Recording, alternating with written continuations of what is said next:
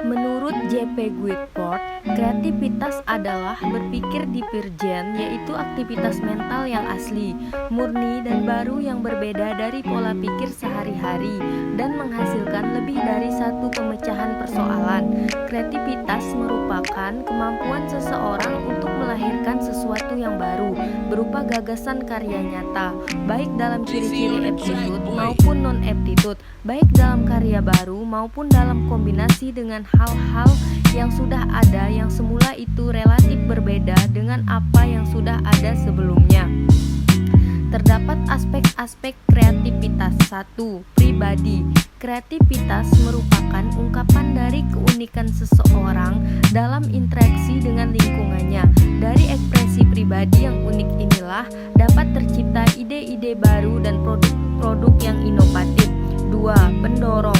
Demi terwujudnya bakat kreatif, peserta didik diperlukan dorongan dan dukungan dari lingkungan atau motivasi eksternal yang berupa apresiasi, dukungan, pemberian penghargaan, pujian, intensif dan lain-lainnya, serta motivasi yang kuat dalam diri siswa itu sendiri atau motivasi internal untuk menghasilkan sesuatu.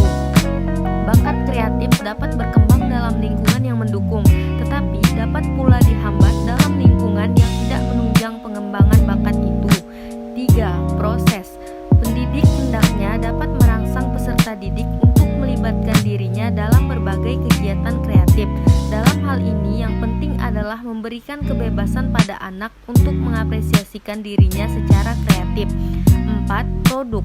Menciptakan produk kreatif yang bermakna adalah kondisi pribadi dan lingkungan, yaitu sejauh mana keduanya mendorong seseorang melibatkan dirinya dalam proses, kesibukan atau kegiatan kreatif.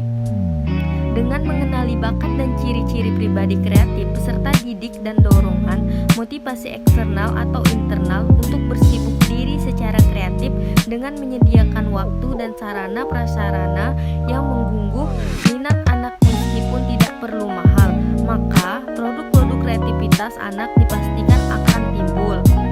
Faktor-faktor yang mempengaruhi kreativitas. 1. Tersedianya sarana kebudayaan. Tersedianya sarana juga meliputi sarana fisik dalam bentuk peralatan atau bahan yang dibutuhkan untuk suatu bidang. Oleh karena itu, jika kreativitas dalam bidang seni ingin berkembang, maka peningkatan sarana dan media kebudayaan perlu dikembangkan. Tersedianya media tersebut merupakan persyaratan bagi pertumbuhan suatu kebudayaan. 2. Keterbukaan rangsangan kebudayaan. Rangsangan dan lingkungan kebudayaan tidak hanya harus tersedia, tetapi juga harus diingin dan mudah didapatkan. Kebudayaan tidak hanya memperhatikan tujuan-tujuan seperti kesejahteraan, keamanan, pertahanan, namun juga sebagai media kebudayaan terbuka bagi semua lapisan masyarakat dan tidak lagi golongan tertentu saja. 3. Memberikan kesempatan bebas terhadap media kebudayaan bagi semua warga negara tanpa diskriminasi. 4. Dahulu dan sekarang sampai batas tertentu yang dapat privilege untuk bidang-bidang kebudayaan tertentu.